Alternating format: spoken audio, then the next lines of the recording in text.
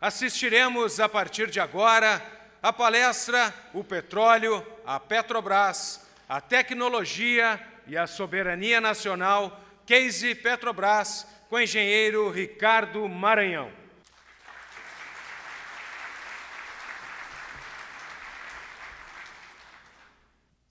Boa tarde a todos, agradeço a presença. E minhas primeiras palavras são de agradecimento ao companheiro Alexandre Volman, presidente do Sindicato dos Engenheiros no Rio Grande do Sul, pelo amável e muito honroso convite para participar de um evento tão importante. Os meus parabéns a Alexandre, à sua diretoria, a todos os associados do Sindicato dos Engenheiros no Rio Grande do Sul. A minha alegria por mais uma vez estar em terras do Rio Grande, de tantas tradições e onde se respira tanta brasilidade.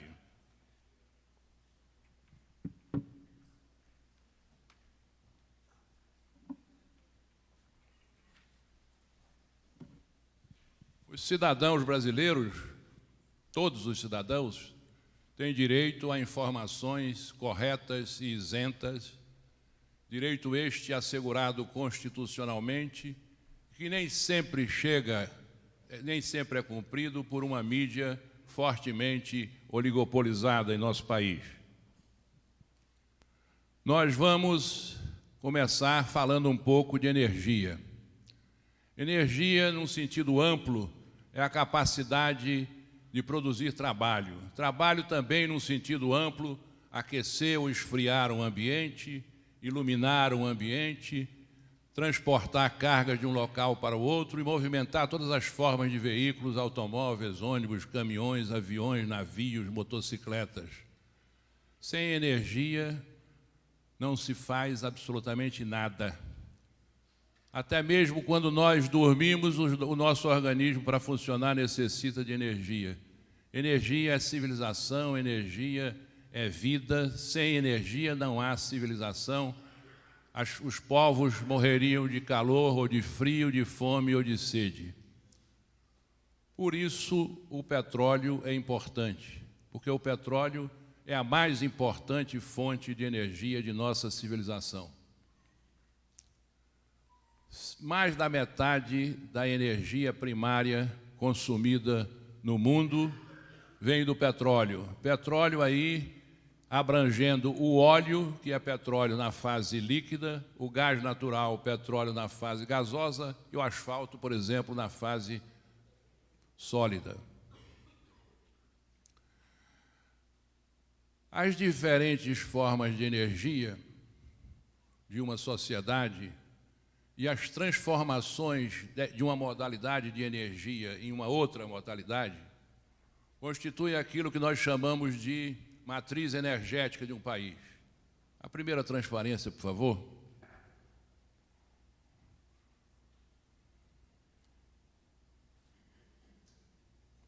Nós verificamos aqui que o Brasil, a matriz energética brasileira, tem uma característica, ela é uma das matrizes energéticas mais limpas do mundo, porque tem um alto percentual de energia renovável, cerca de 42%, o mundo deve estar abaixo de 20%.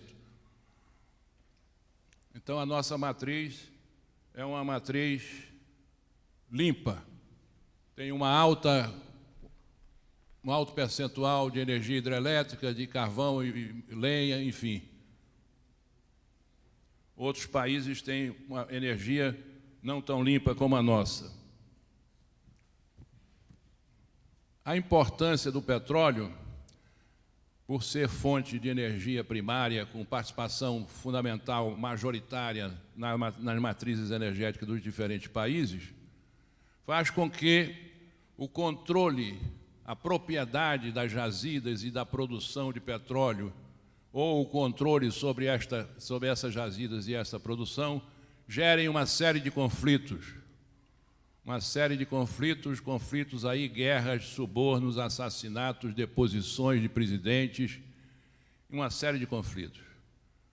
Eu não posso relacionar todas, primeiro porque eu não conheço, segundo porque eu passaria a tarde toda aqui, mas citaria algumas. Em 1938, o presidente mexicano Lázaro Cárdenas nacionalizou 2 companhias estrangeiras, uma inglesa e outra americana, criando a Pemex, uma empresa estatal mexicana.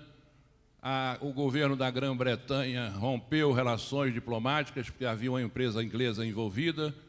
Os americanos retiraram os seus técnicos, a produção do México caiu e ele sofreu um bloqueio violento, somente conseguiu sobreviver porque o mundo estava em guerra e os americanos tiveram que voltar atrás, permitindo que a produção retomasse os níveis anteriores para poder alimentar o esforço de guerra.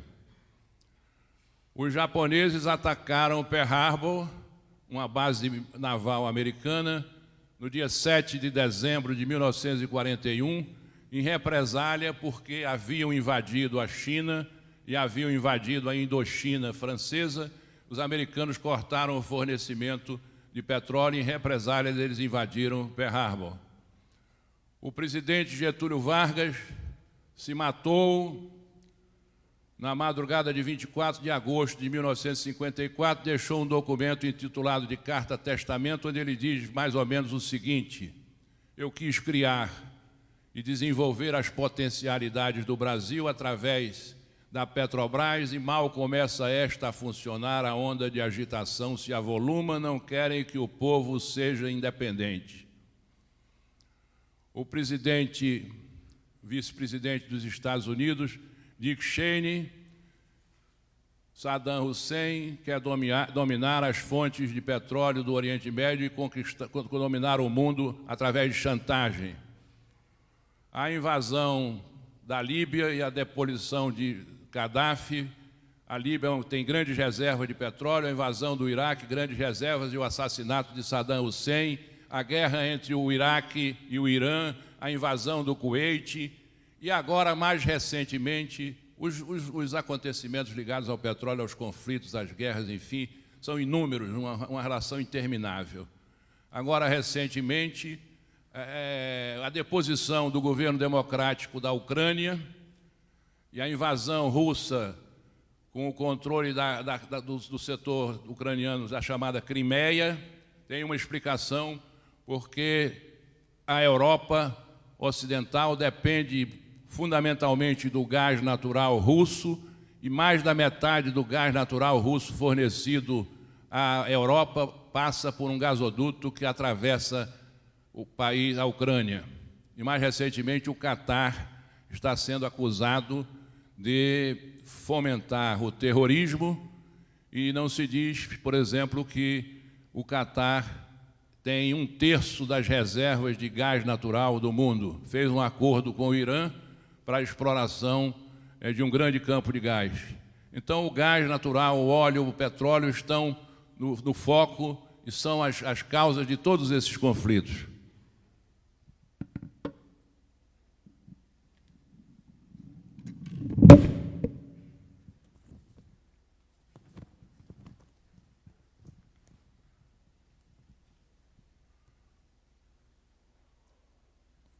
Joseph Goebbels, ministro da propaganda nazista, dizia que uma mentira repetida 1000 vezes se transforma em verdade.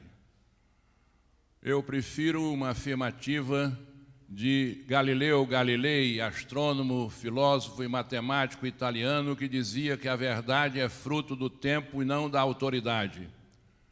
Com isto, Galileu pretendeu demonstrar que a mentira tem pernas curtas e que não subsiste, não tem sustentação no médio e no longo prazo. Todos os que estão presentes aqui neste auditório certamente já ouviram afirmações do tipo: a Petrobras está quebrada, a Petrobras está falida, a Petrobras tem a maior dívida entre todas as petroleiras, a Petrobras precisa ser reconstruída. A Petrobras só não quebrou e não entrou em recuperação judicial porque é uma empresa estatal. Isto é uma mentira deslavada, é uma falácia, é uma falsidade. A Petrobras permanece a maior empresa deste país, uma empresa saudável financeiramente, uma empresa sólida, uma empresa que tem bom conceito absolutamente tranquilo no mercado financeiro brasileiro e internacional. E os fatos demonstram isso de forma categórica. A Petrobras hoje tem um saldo de caixa da ordem de 25 bilhões de dólares. A Petrobras recebeu em 2015, pela terceira vez, o maior prêmio concedido à indústria do petróleo pela Offshore Technology Conference, como a empresa que mais avanços tecnológicos proporcionou na exploração de petróleo em águas profundas e ultraprofundas. A Petrobras, recentemente, ainda no governo de Dilma Rousseff, antecipou o pagamento de uma dívida de 20 bilhões de reais para o Banco Nacional de Desenvolvimento Econômico e Social. A Petrobras vem batendo recordes de produção de petróleo nos últimos 13 meses. E nos últimos 13 anos, a Petrobras foi praticamente a única empresa de petróleo do mundo que conseguiu repor reservas numa quantidade superior às reservas produzidas. O diretor financeiro da Petrobras, que soma a sua voz aos demais diretores e ao presidente da Petrobras, dizendo que a Petrobras está falida e que precisa ser reconstruída, e soma essa voz à mídia oligopolizada e soma essa voz a algumas autoridades do governo, este mesmo diretor, em vários descuidos, falando com a imprensa, ele afirma: hoje nós temos em caixa recursos suficientes para atender a todos os compromissos da empresa nos próximos 30 meses, 2 anos e meio. Por que o discurso de que a Petrobras está falida? Por que o discurso de que a Petrobras está quebrada? Porque é preciso avançar com outras providências. É preciso vender ativos da Petrobras para diminuir uma dívida, que é uma dívida expressiva, e vou explicar por quê. Mas, de maneira nenhuma, nunca foi uma dívida impagável. Por que o discurso de que a Petrobras está falida? Porque é preciso vender os ativos. O atual presidente da Petrobras, ao assumir no dia 2 de junho de 2016, ele disse: o único dogma é que a Petrobras não pode ser privatizada. A sociedade brasileira não está preparada para isso. Privatizar a Petrobras, jamais. Pedro Parente, declarações de página inteira na Folha de São Paulo, posso exibir oportunamente para quem tiver interesse. E depois desse discurso e de sucessivas reafirmações do discurso, ele cria um plano de desinvestimentos sob o título de venda de ativos. Ele e a diretoria dele estão vendendo malhas de gasoduto com mais de 2.000 quilômetros, que atende a região mais rica e industrializada do Brasil. Está vendendo as participações da Petrobras na petroquímica. Está vendendo as participações da Petrobras no etanol, no biodiesel. E está vendendo campos de petróleo, está vendendo campos de petróleo em produção. Inventou um eufemismo chamado alianças estratégicas. Faz uma aliança estratégica com uma empresa norueguesa, entregando um campo de petróleo no pré-sal, o campo de Lapa, no dia, ele anuncia a venda dessas participações no Campo de Lapa no dia 21 de dezembro do ano passado. No dia 19, portanto, na antevéspera do anúncio, o Campo de Lapa entra em operação com o primeiro poço produzindo 40 mil barris de petróleo por dia. Então ele está vendendo petróleo descoberto, sem risco, com a produtividade extraordinária. Para que vocês tenham ideia do que são 40 mil barris de petróleo por dia no Campo de Lapa, é o primeiro poço.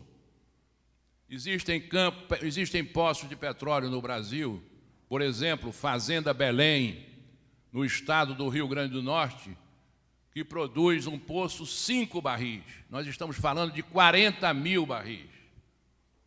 E ele está entregando este campo, é o primeiro poço, mas haverá outros poços com produção semelhante de 30 mil, de 40 mil barris, e ele está entregando isso e chama isso de parcerias estratégicas. Para mim, o nome disso é falta de patriotismo e entreguismo.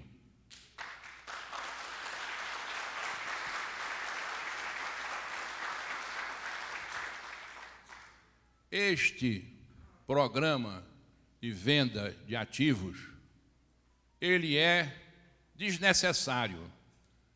Desnecessário porque a dívida da Petrobras, por que a Petrobras tem uma grande dívida?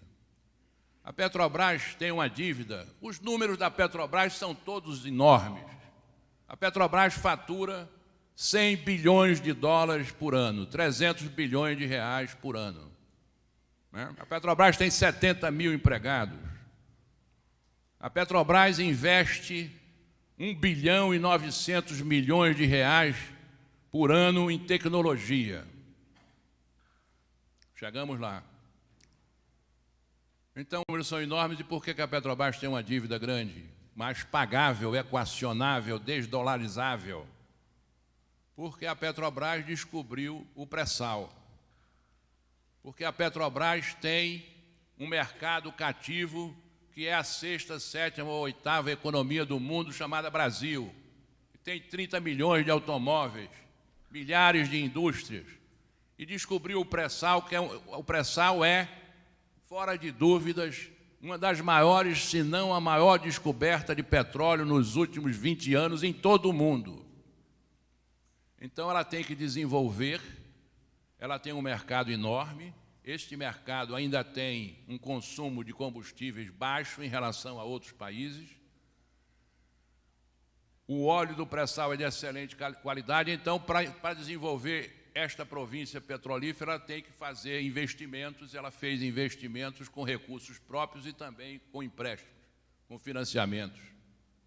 A dívida da Petrobras vem sendo alongada. Ela era de 5 anos, hoje está em 7 anos e meio. A Petrobras não está quebrada porque ela conseguiu a façanha, em 2016, de colocar títulos no mercado financeiro para pagar daqui a 100 anos. Qual dos senhores aqui emprestaria dinheiro para uma empresa para receber daqui a 100 anos se não tivesse confiança absoluta nesta empresa? Todas as empresas multinacionais estão atrás da Petrobras para fazer parcerias com ela ou, se possível, deixá-la de lado para tomar conta do nosso petróleo. O presidente da Shell diz: esta parceria que seja a mais importante parceria da Shell em todo o mundo, nós temos confiança absoluta na Petrobras. Então a Petrobras não está quebrada. Isto é conversa para enganar, para engabelar. Isso é desrespeito com a população brasileira, que eu digo, eu repito, tem direito à informação correta, isenta, constitucionalmente garantido esse direito. Existe uma lei do acesso à informação e a grande mídia oligopolizada desinforma a opinião pública e não há democracia verdadeira sem opinião pública esclarecida e bem informada. Peço desculpa a vocês que eu estou com uma gripe braba. Falemos um pouco de tecnologia. Como eu disse, a Petrobras investe 1 bilhão e 900 milhões de reais por ano em tecnologia. Ela mantém na Ilha do Fundão um centro de pesquisa e desenvolvimento Leopoldo Américo Miguel de Melo. É o maior centro de pesquisa da América Latina, onde trabalham 300 mestres e 204 doutores. Ela investiu em 2016 80 milhões de reais numa universidade chamada Universidade Petrobras. Sim, porque a Petrobras tem uma universidade. Tem uma universidade e tem essa universidade com outro nome praticamente desde que ela foi criada em 1953, quando os geólogos brasileiros eram contados com os dedos das mãos. Quando as aulas dos cursos de aperfeiçoamento da Petrobras eram ministradas em inglês, porque não havia professores brasileiros na indústria do petróleo. Quando o Brasil só tinha engenheiros civis.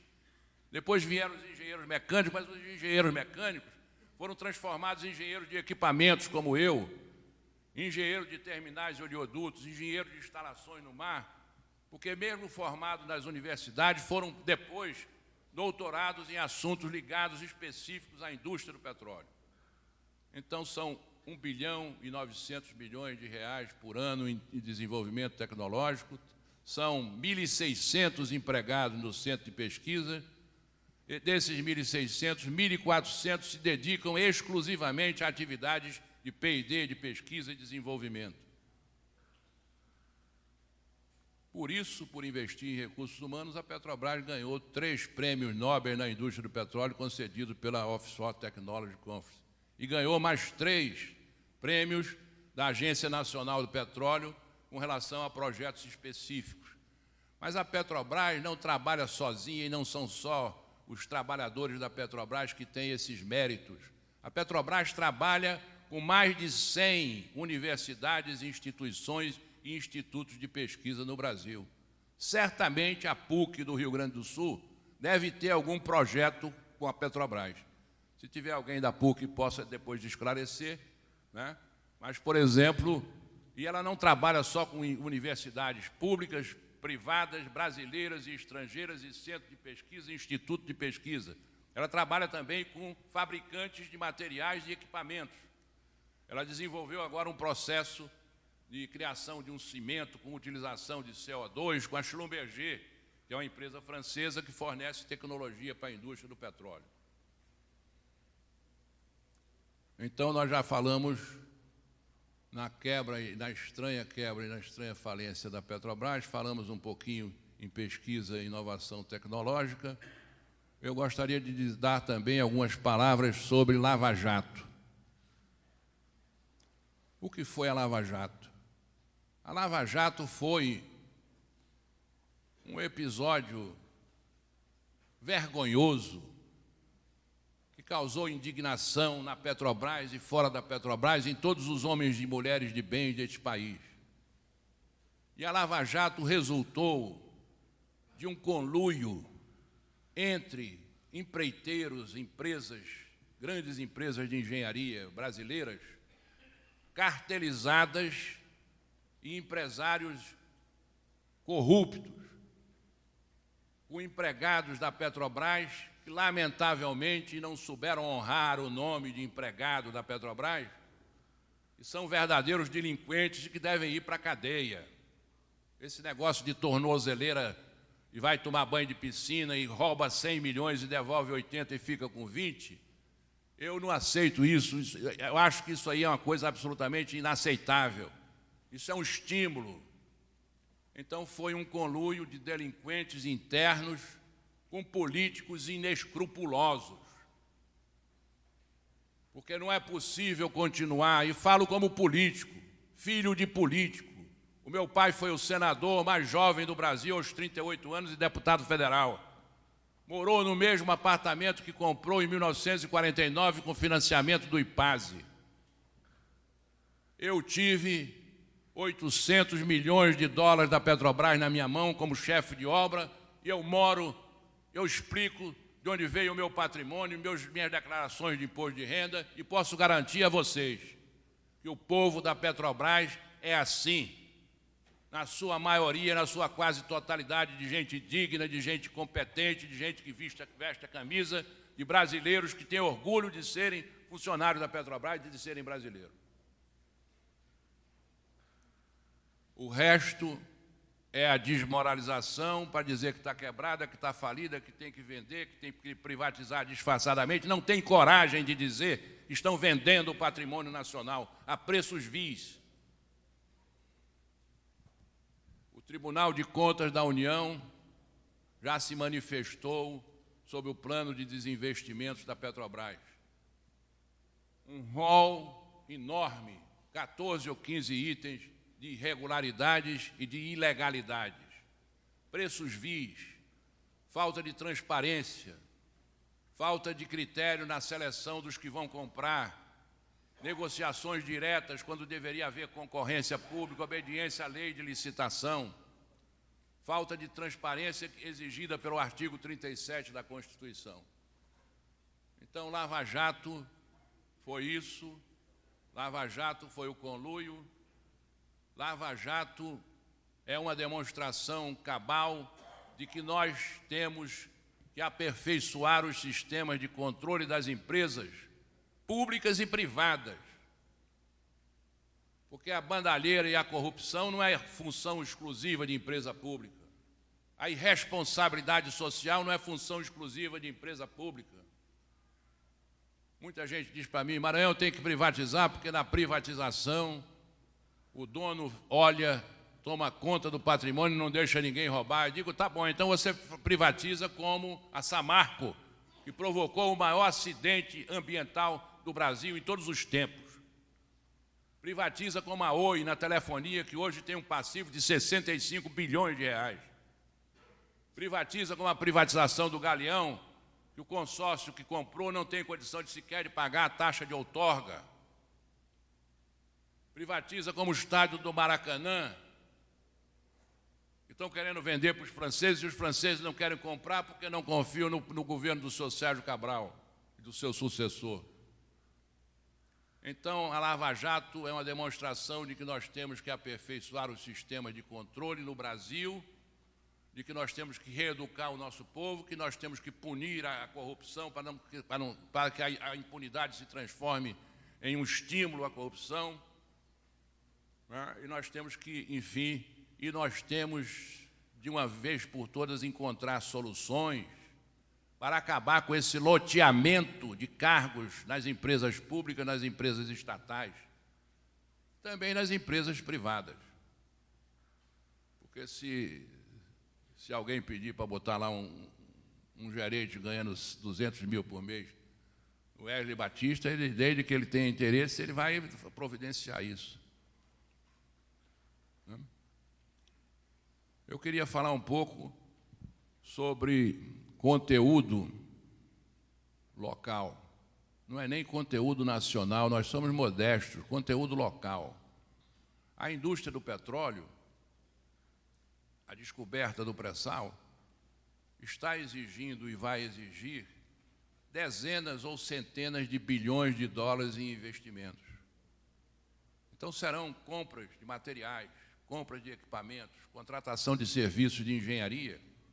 Esse volume de recursos não pode deixar passar sem que se procure aproveitar esse volume de recursos na formulação de uma política industrial. Vamos procurar comprar esses serviços, esses materiais e equipamentos, o mais que for possível, daqueles que são fabricados no nosso país, porque aí nós estaremos gerando emprego, estaremos gerando renda, estaremos gerando tributos e estaremos promovendo consolidação de um parque industrial no Brasil e, ao mesmo tempo, estimulando inovação e tecnologia. Nós temos que escolher se nós vamos ser uma Noruega, se nós vamos ser uma Grã-Bretanha, ou, com o devido respeito pelos povos irmãos, se nós vamos ser uma Namíbia, uma Nigéria, uma Angola, um Sudão, que entregaram o seu petróleo para empresas estrangeiras, que hoje têm os piores e mais vergonhosos índices de pobreza, de conflitos sociais. Nós temos que escolher o caminho da Noruega. A Noruega era o segundo país mais pobre da Europa. vendia bacalhau e não passava disso. Descobriu o petróleo no Mar do Norte, soube administrar o petróleo, soube proteger a sua indústria, abriu depois que podia abrir, mas com a abertura controlada. Tem uma empresa estatal chamada Statoil, fortalecida e prestigiada. E a Noruega hoje tem um fundo soberano de 900 bilhões de dólares para investir de forma ordenada, de forma controlada, de forma consciente, competente, para quando o petróleo acabar. Angola, Nigéria, a própria Venezuela. A Venezuela hoje tem o controle do seu petróleo. Mas a indústria de petróleo da Venezuela é do início do século passado. E ela foi nacionalizada somente na década de 70 do século passado. Durante 70 anos, as multinacionais dominaram, como dominaram no mundo, o petróleo da Venezuela. A Venezuela hoje importa até alface. Então, nós temos que aproveitar o volume de recursos exigidos pelo petróleo para criar um fundo soberano e para industrializar o nosso país, para consolidar a indústria do nosso país, o desenvolvimento tecnológico e o desenvolvimento social e econômico. O petróleo é segurança econômica, é segurança energética e é segurança militar para qualquer nação. Por isso, todo mundo faz guerra e disputa o controle das jazidas e da produção de petróleo. Vou falar um pouco sobre o pré-sal. O pré-sal, como eu afirmei,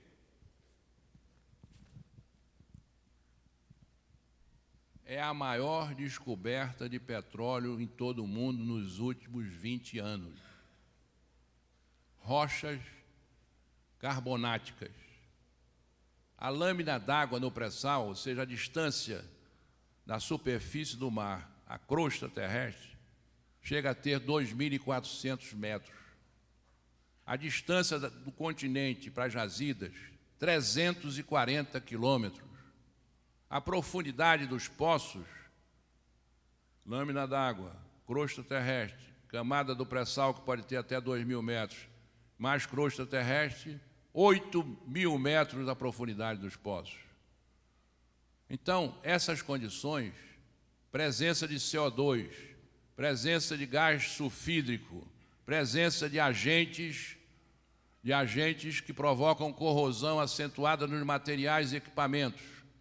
Isso tudo gera a necessidade de uma tecnologia que o mundo não tem, porque o pré-sal é uma fronteira geológica inédita. Então, a Petrobras teve que gerar a tecnologia para poder superar todos esses obstáculos que me referi.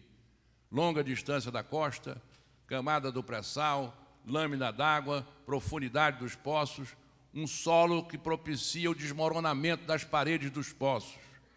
Todas essas dificuldades, nós, brasileiros da Petrobras e brasileiros das universidades e dos centros de pesquisa, superamos isso tudo e já hoje tiramos mais de 1 milhão de barris por dia do pré-sal. Em tempo, a Petrobras vai atrasar o pré-sal. Mentira! O pré-sal foi descoberto em 2006. Em 2008 já estava produzindo, em 2 anos. Levou 8 anos para atingir 400 mil barris por dia. No Mar do Norte, levaram 19 anos. No Golfo do México, 15 anos. Na Bacia de Campos, 14 anos. No pré-sal, nós levamos 8 anos para atingir 400 mil barris. O pré-sal já produziu, acumuladamente, mais de 1 bilhão de barris de petróleo. Então, o pré-sal está sendo explorado com competência, está sendo explorado com rapidez, está sendo explorado com segurança. Vou falar um pouco da história do petróleo. Enquanto o petróleo foi descoberto em Titusville.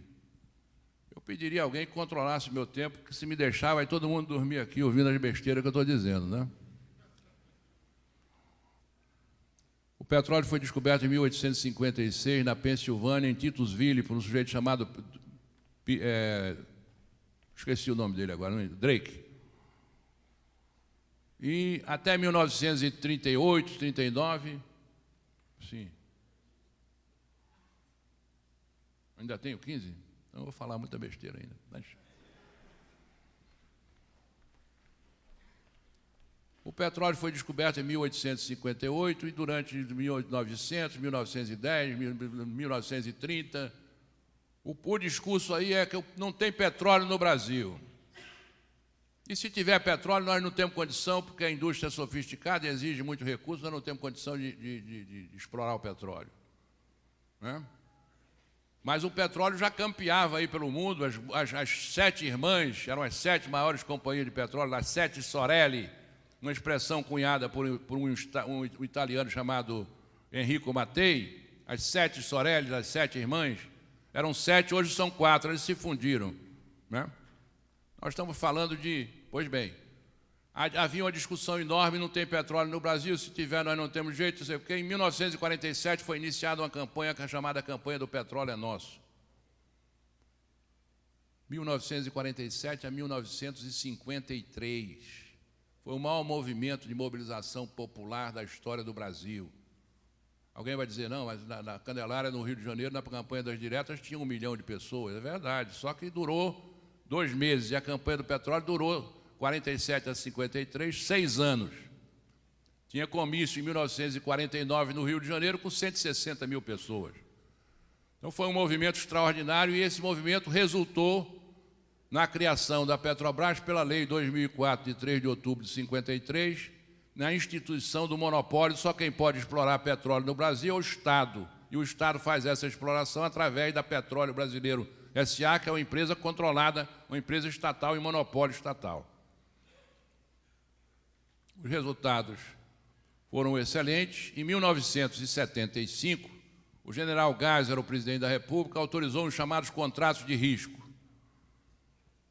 Então, teve a lei de 2004, a emenda constitucional número 1 de 1967 reafirmou o monopólio, os contratos de risco, depois veio a Constituição de 1988, que elevou o texto da lei praticamente ao nível constitucional e proibiu os contratos de risco. No governo de Fernando Henrique Cardoso, ele fez uma emenda constitucional número 9 e resultou na lei 9478, acabou com o monopólio e criou um regime de concessão, onde qualquer empresa, numa licitação promovida pela ANP, que foi criada por esta lei, pode explorar petróleo no Brasil. E o regime de concessão é um regime tal de que o concessionário, se ele descobrir e produzir o petróleo, ele passa a ser proprietário do petróleo. Em 2006, veio o pré-sal no governo Lula, a lei foi modificada. Por quê? Porque as concessões, imaginava-se que eram áreas que tinham um certo risco. E no pré-sal ficou demonstrado que o risco é muito baixo. Em 2016, o índice de acerto da Petrobras no pré-sal foi de 100%. Em 2013, o índice de acerto foi de 100%. Quer dizer, de cada 10 poços pioneiros perfurados, encontrou-se óleo em 10 poços. Então veio uma lei que passou do regime de concessão para o regime de partilha. Quais são as diferenças? E, ao mesmo tempo, criou a figura de que a Petrobras tinha que ser a operadora de qualquer consórcio com um mínimo de 30% de participação. Então, a diferença do regime de concessão da 9478 para a lei de partilha, basicamente, primeiro, a diferença fundamental no regime de partilha, quando o concessionário encontra petróleo, a propriedade do petróleo é do Estado brasileiro e não mais do concessionário. Ele recebe o dinheiro dele, os custos e o lucro em óleo, mas a propriedade do petróleo é do Estado brasileiro, do Estado nacional. A segunda exigência é que a Petrobras é operadora em qualquer consórcio com mínimo de 30%. O que é a operadora? A operadora é a empresa que faz o projeto das instalações, que compra os materiais e equipamentos, que monta os materiais e equipamentos, que bota as instalações para funcionar e opera as instalações, tem o controle de todo o petróleo, de todo o gás produzido e tem o controle de todos os custos contábeis e financeiros quanto se gastou, ou seja, a Petrobras, pertencendo ao governo brasileiro, é operador e o governo brasileiro, através da Petrobras, tem o controle de tudo. O senador José Serra vai aos Estados Unidos e promete para a Chevron, diz, não, deixa eles fazerem do jeito que eles querem, que nós vamos mudar isso aí. E mudaram, ainda no governo de Dilma. Hoje, nós não temos mais o regime original da partilha, continua o regime de partilha, mas tiraram da Petrobras a condição de operadora única. Hoje criaram um eufemismo, a Petrobras vai ter preferência. Vai ter preferência. Então, a mentira tem pernas curtas, vai haver uma licitação agora em outubro, tem 8 áreas do pré-sal oferecidas, e o presidente da Petrobras e a direção da Petrobras, não, nós temos preferência, mas nós só queremos 3. Só queremos ser operadoras em 3. O resto, quem quiser ser operadora, pode ser operadora. Então, você bota a ExxonMobil, vai ser a Chevron, vai ser, né, a British Petroleum, vai ser operadora, e nós corremos um risco de os caras produzirem 100 mil barris, disseram que produziram 89 mil, vão inflar os custos, criaram uma empresa chamada PPSA Petróleo para fazer a fiscalização disso. Essa empresa tem 3 ou 4 empregados. Vai fazer o primeiro concurso para admitir gente, quer dizer, não vai controlar absolutamente nada, né? Alguém vai dizer, não, mas pode haver fraude também com a Petrobras? Pode, mas acontece que as empresas estrangeiras estão sendo acionadas pelo governo da Noruega por sonegação de quantidades e sonegação de impostos. Estão sendo acionados aqui no Brasil, no regime de concessão, pela ANP, né? Bem, falamos no pré-sal. Conteúdo local, é isso que eu falei, nós não podemos deixar de considerar isso. Bem, sobre a falência ainda e sobre a venda de ativos, a venda de ativos tem uma relação interminável de inconvenientes. E vou dar alguns exemplos. A Petrobras está vendendo, e praticamente vendeu, mas nós estamos questionando isso na Justiça, uma malha de 2.100 quilômetros de gasodutos que levam gás natural à região mais rica e industrializada do Brasil, onde se concentra quase 60% do consumo de gás natural, vendeu para um fundo de investimento chamado Brookfield, estrangeiro, canadense. Está vendendo a Companhia Petroquímica do Suape, em Pernambuco, e a Citep para um grupo estrangeiro, Alpec, mexicana. Está vendendo, como já me referi aqui, o campo de Lapa para a Statoil, um campo que produz 40 mil barris de petróleo por dia. Então, esse processo é um processo violentamente desnacionalizante. O planejamento estratégico da Petrobras apresentou um planejamento estratégico e um plano de negócios, PNG, Plano de Negócios e Gestão, e PE, Plano Estratégico. Os 2 documentos estão vinculados um com o outro. Então, fizeram um plano de negócios para 2017 e 2021. Esses 2 documentos colocam a Petrobras na contramão da indústria mundial de petróleo. Por quê? Primeiro, retiram a Petrobras da indústria petroquímica. Isto é um absurdo, porque a petroquímica é o segmento da indústria do petróleo que permite agregar valor ao petróleo, ao óleo e ao gás. O valor do óleo e do gás não é só como combustível. Eu posso fazer uma tonelada de polietileno, custa $4.000. Uma tonelada de gasolina pode custar, sei lá, $300. Então, uma forma de agregar valor é a indústria petroquímica. Tirar a Petrobras da petroquímica é uma burrice. Eu dizia um amigo meu, isso é burro demais para ser burrice. Né? Primeiro, pela agregação de valor. Segundo, porque a longo prazo há uma tendência de diminuir o consumo de petróleo, de óleo, substituído por combustíveis mais limpos, os carros elétricos, enfim. Então, a petroquímica é uma maneira de direcionar o óleo cujo consumo a demanda vai diminuir a longo prazo, para fazer produtos mais nobres. Não há nenhuma grande empresa de petróleo que não tenha um segmento petroquímico. A Petrobras vai ser uma empresa de petróleo que não tem segmento petroquímico porque decidiram tirar a Petrobras da petroquímica, nesse plano de negócio. Tiraram a Petrobras, tiraram não, pretendem tirar, não sei nem se esse governo continua até quando, né? Depois de malas para lá, malas para cá, e gente recebendo gente no palácio às 11 horas da noite, no subsolo, com nome falso, né? Eu acho que essa gente está na hora de ir embora e deixar o Brasil em paz.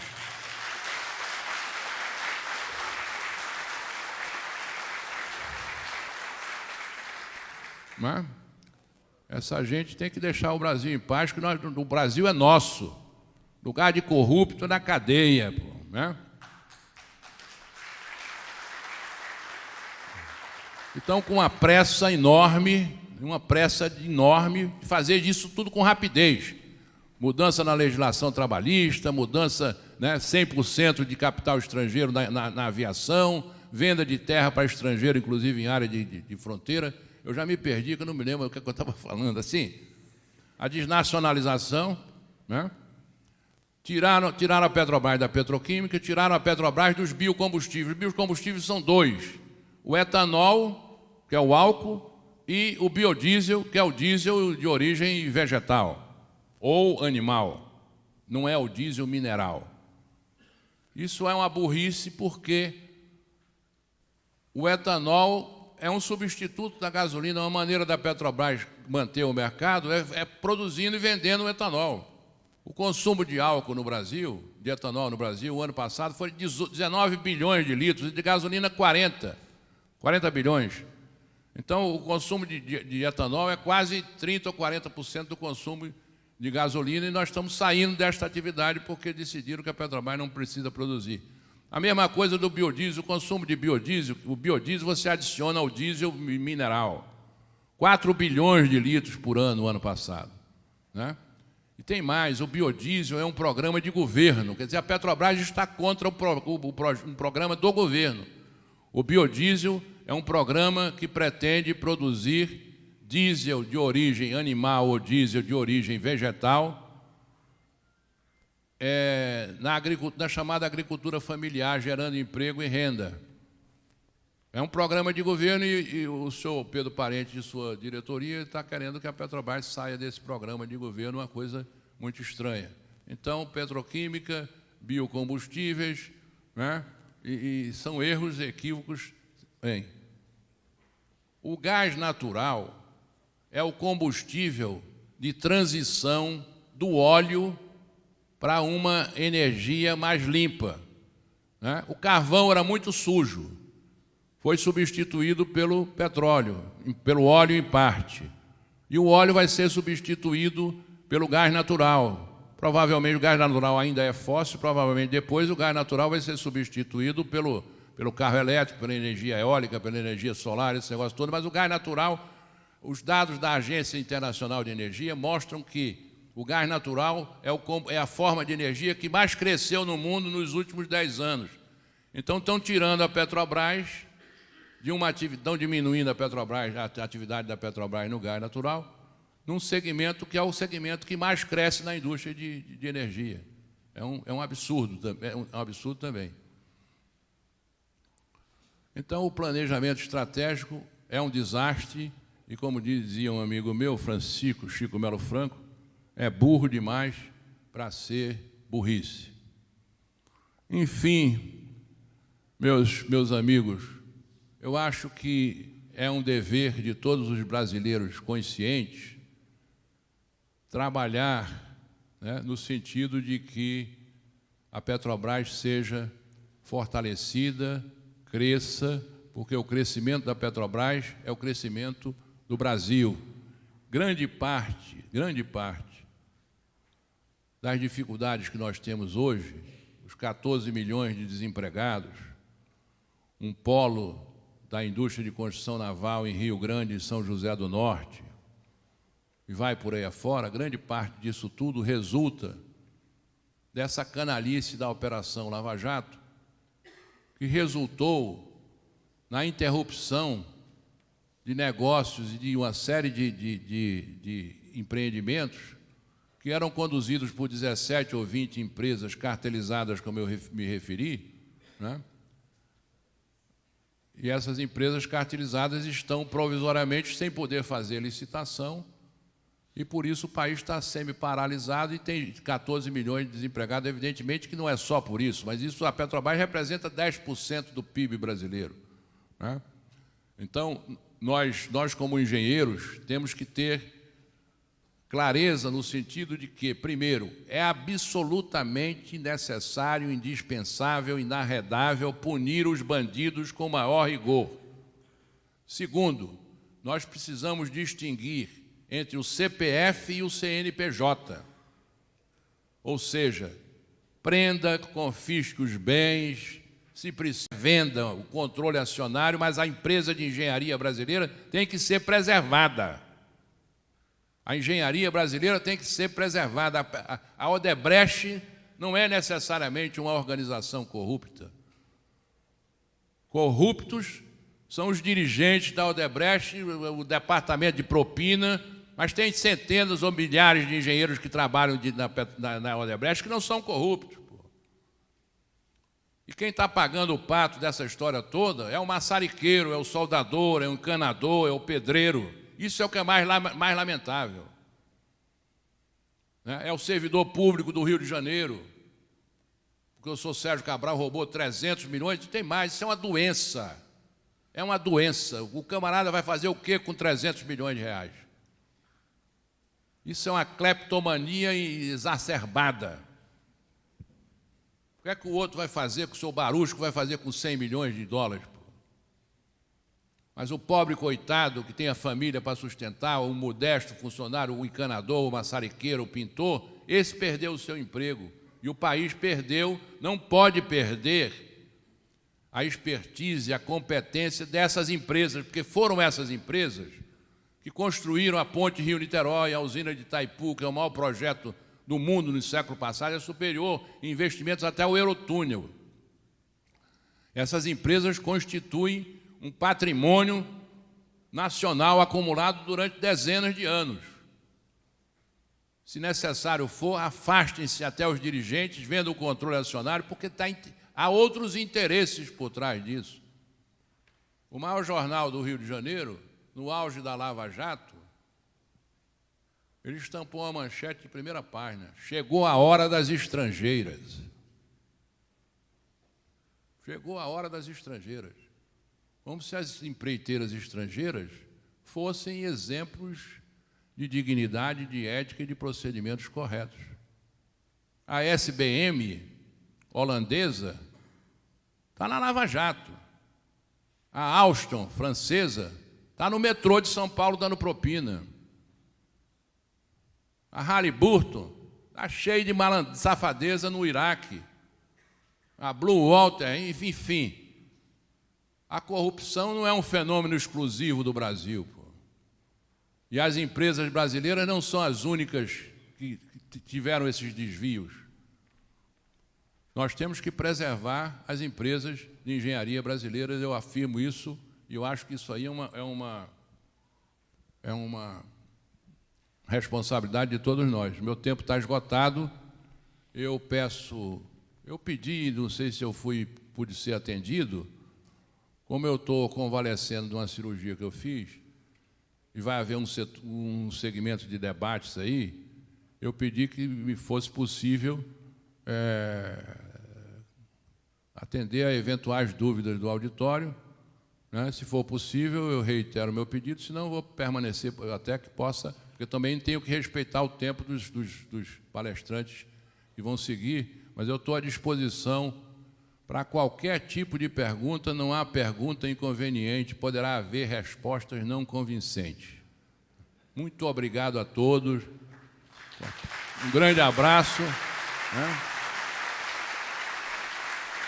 E como disse aqui o doutor Osíris, aqui, A situação está muito feia, muita gente desempregada, muita safadeza, muita corrupção, mas o Brasil vai superar isso tudo porque está cheio de brasileiro patriota e competente. Obrigado a todos.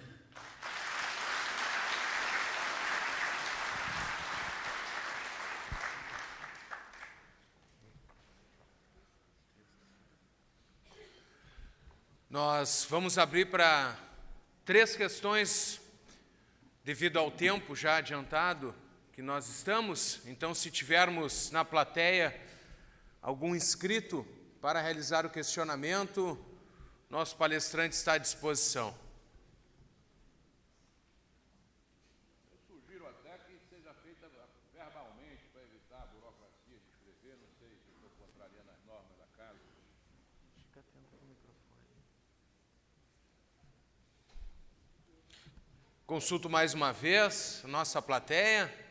Temos algum inscrito? Alguém que deseja formular um questionamento ao nosso palestrante?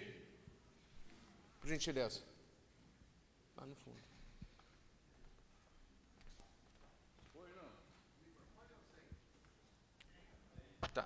Tá chegando aí.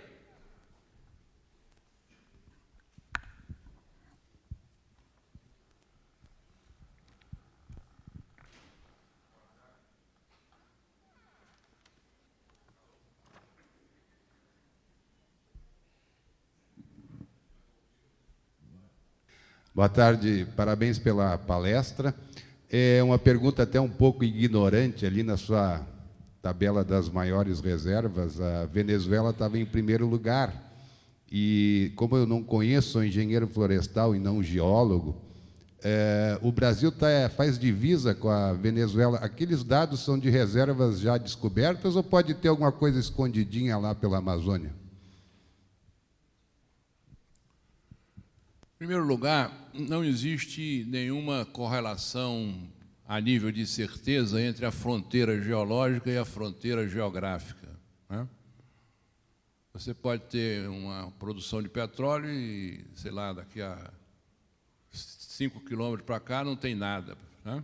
Em primeiro lugar, é isso. Em segundo lugar, as reservas, eu não ressaltei o seguinte: terminou que nós não projetamos, foi nada. Eu acho que estavam projetando aqui, não sei. Eu estava distraído, eu me entusiasmei, né? Mas você se referiu aqui a uma reserva, a reserva da Venezuela da transparência, que eu me lembro bem, são 300 bilhões de barris, né? 300 bilhões de barris inclui as reservas totais da Venezuela. A Venezuela tem uma característica na região do Orinoco, são as chamadas sand oils, areias oleosas. É um óleo extremamente pesado, extremamente viscoso, requer um processo especial, como o Canadá também tem, tá?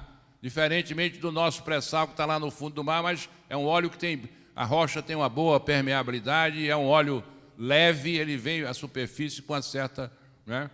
Na outra você tem que ter retorta, tem que aquecer, 300. Então, agora, esclarecendo também o seguinte: o Brasil já produz petróleo na Amazônia, na região de Urucu e na região de Juruá. Tem muito gás, sobretudo, mas produz, não sei se está atualizado o meu número, mas 40, 50 mil barris de petróleo em Urucu, que é uma localidade que fica a 700 quilômetros de Manaus. Já tem, inclusive, um gasoduto de lá até Manaus, levando gás para abastecer as usinas térmicas de Manaus. Uma parcela grande da energia, da eletricidade de Manaus, é gerada a partir do gás, né? Então, não existe uma correlação absoluta. O fato de ter petróleo aqui não quer dizer que tenha petróleo. Fronteira geológica não se confunde com fronteira geográfica. Segundo, a Venezuela tem 300 bilhões de barris, mas uma grande parte é de óleo pesado na região de Orinoco, como o Canadá também.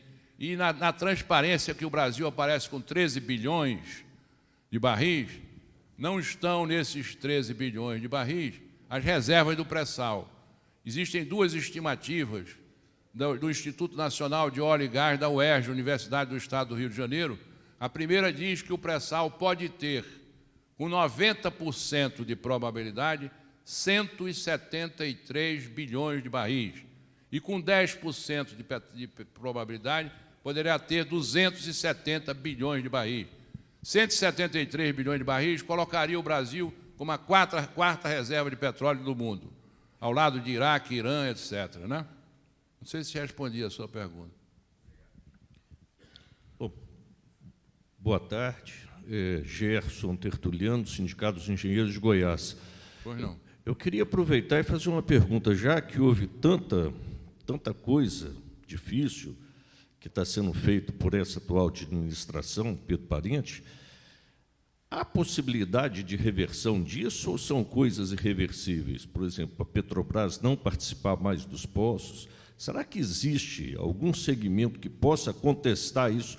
Como que a engenharia podia, como a Lava Jato, tão falada, tem buscado o ressarcimento de perdas? A Petrobras não tem como reverter esses processos, já que tem tanta falcatrua apresentada? A visão é até como parlamentar que eu queria ver. Pois não. Quer dizer, você está se referindo a duas situações. Primeiro, aos prejuízos causados à Petrobras pela Lava Jato, né?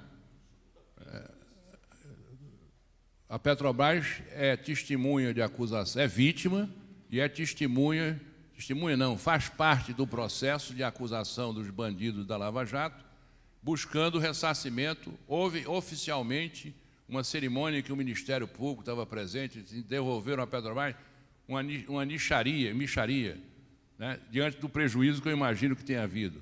600 milhões de reais e parece que estão perseguindo para conseguir novos ressarcimentos.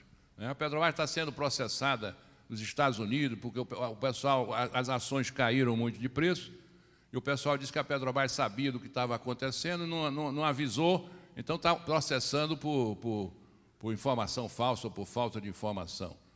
Então, essa primeira parte depende do Ministério Público, depende da Polícia Federal, é um processo demorado, eu espero que alguma coisa se consiga em ressarcimento.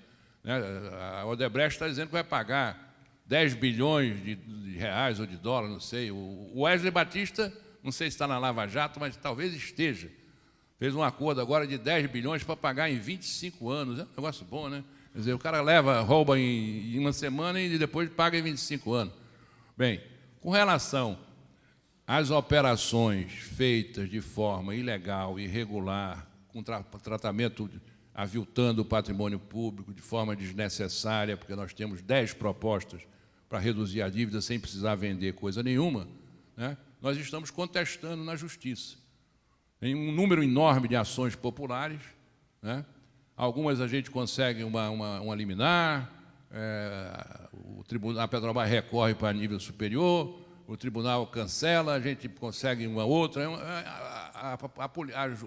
O processo judicial no Brasil, você conhece, é uma coisa demorada, né? Mas nós estamos contestando na Justiça, ação popular, né? Estamos no CAD, Conselho Administrativo de Defesa Econômica. Por exemplo, o senhor Pedro Parente quer vender o controle da BR, pô. O senhor Pedro Parente está vendendo a Liquigás. A Liquigás é o braço de GLP da Petrobras. A Liquigás não tem um tostão de dívida, é uma empresa sadia, lucrativa, tá certo? Num setor altamente concentrado. A distribuição de gás de bujão no Brasil, 4 empresas têm 90% do mercado. Então, isso é uma ameaça para o consumidor, é uma ameaça para a concorrência. A concorrência é um dos princípios da Constituição Federal. A livre concorrência, para evitar, né, o abuso do poder econômico. O poder econômico, o sujeito tem uma posição de mercado, ele sobe os preços e o consumidor é o sacrificado. Nós estamos contestando isso no CAD, nós estamos contestando na CVM, nós estamos contestando na Justiça Federal de Sergipe, de Pernambuco, em Brasília. Alguma coisa a gente tem ganho e muita coisa. Agora, a Petrobras tem muito poder, né? Bota 500 advogados lá para com chicana jurídica, enfim. Mas a nossa esperança é que a gente consiga parar alguma coisa e... Por isso que eles têm pressa. É um processo alucinante, é uma velocidade, entendeu? A mesma coisa da reforma trabalhista. Reforma trabalhista, a gente tem que resolver um problema da reforma trabalhista em 2, 3 meses, quer dizer, e eles estão querendo, se o Ministério Público fizer uma denúncia contra o presidente, né, Eu vi na televisão um dia desse um cheque do presidente para o ex-governador, queria ser governador do Rio, o presidente da Câmara dos Deputados queria ser governador do Rio Grande do Norte, um cheque. Disse, não, e depositaram 50 milhões na minha conta, porque assim ficava mais fácil de distribuir o dinheiro com a declaração do Palácio do Planalto, pô. Né? O sujeito recebe o outro, esse cara é um notório bandido, é um falastrão, não sei o quê, mas como é que o sujeito recebe um notório bandido, falastrão, às 11 horas da noite, no subsolo do palácio, que é a residência dele, o cara entra, passa pela guarita, dá um nome falso, e como é que se explica uma história dessa? Não tem explicação, pô. Hã? Não sei se você respondia a sua pergunta. Boa tarde. Seu Ricardo, boa tarde. Boa tarde. É Marcelo que está falando aqui. Na verdade, eu trabalhei em companhias de energia por boa parte da minha vida e dissertei bastante sobre o assunto. Na verdade, eu tenho duas questões sobre o que foi falado aí. A primeira, e são polêmicas no caso, né? A primeira é que, se nas Américas, fora a Venezuela, algum outro país faz parte da Organização dos Países Exportadores de Petróleo, a OPEP. O Equador fazia, não sei se ainda faz. Pois é.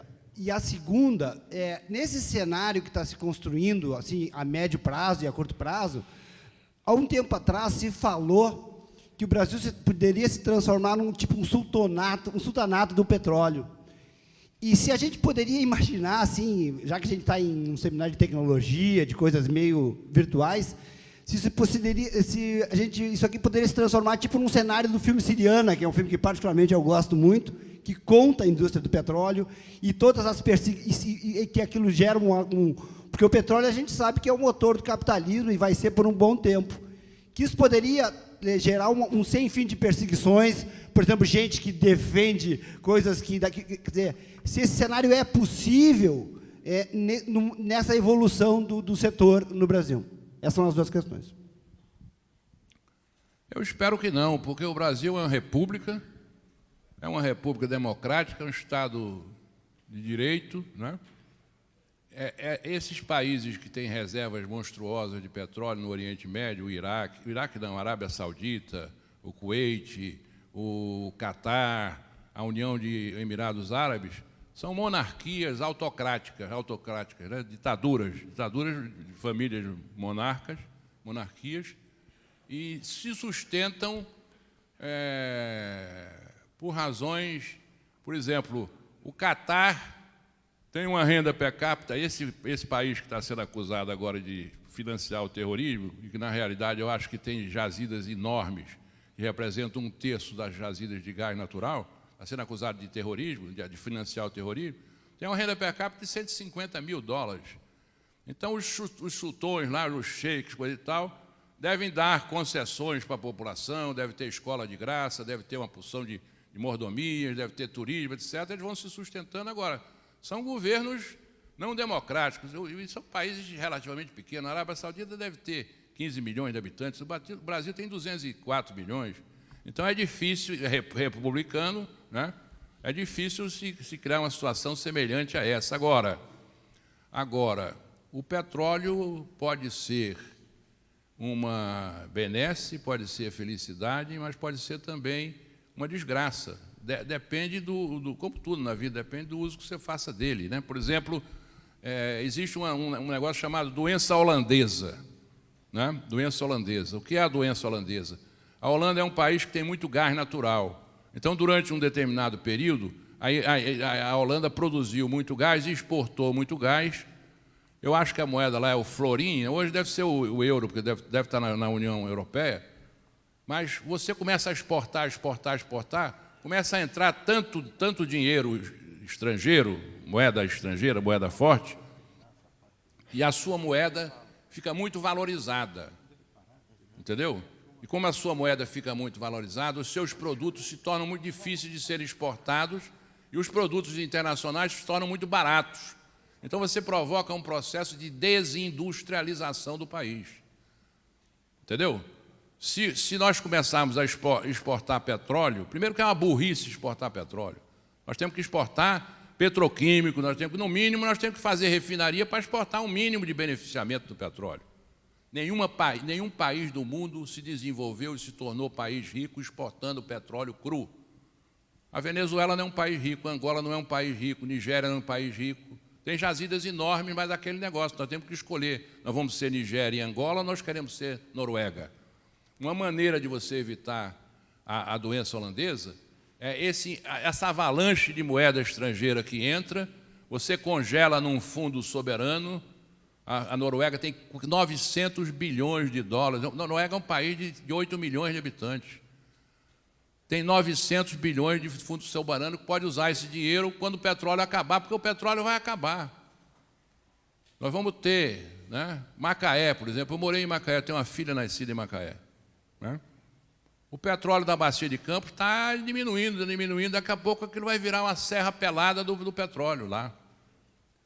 E o prefeito de Macaé e os dirigentes políticos de Macaé, de Rio das Ostras, de Campos de Goytacazes, que se transformaram em verdadeiros sheiks na brincadeira da popular, em vez de pegarem e investir em educação, investir em infraestrutura, você vai a Rio das Ostras, que é uma cidade perto de Macaé, o cara mandou botar porcelanato na beira da praia toda, pô. Construiu aqueles pórticos, tá certo? O cara começa a gastar o dinheiro sem ter uma visão de que ele tem que preparar aquela comunidade para quando o petróleo acabar. Ok? Nós já estamos com o tempo esgotado, nós gostaríamos de agradecer a participação do nosso público, agradecer a participação, a palestra, aqui a apresentação do engenheiro Ricardo Maranhão. Muito obrigado por sua participação e sua apresentação no seminário. Eu agradeço mais uma vez o convite honroso, amável, né? Deixo os meus efusivos parabéns ao Senge pelos seus 75 anos e, mais uma vez, a minha alegria de estar no Rio Grande, terra de muitas tradições e de muita brasilidade. E peço desculpa ao companheiro que vai fazer a apresentação a seguir, se de uma certa forma eu roubei o tempo dela ou adiei a apresentação. Então, obrigado a todos. Boa tarde. Obrigado, engenheiro Ricardo Maranhão.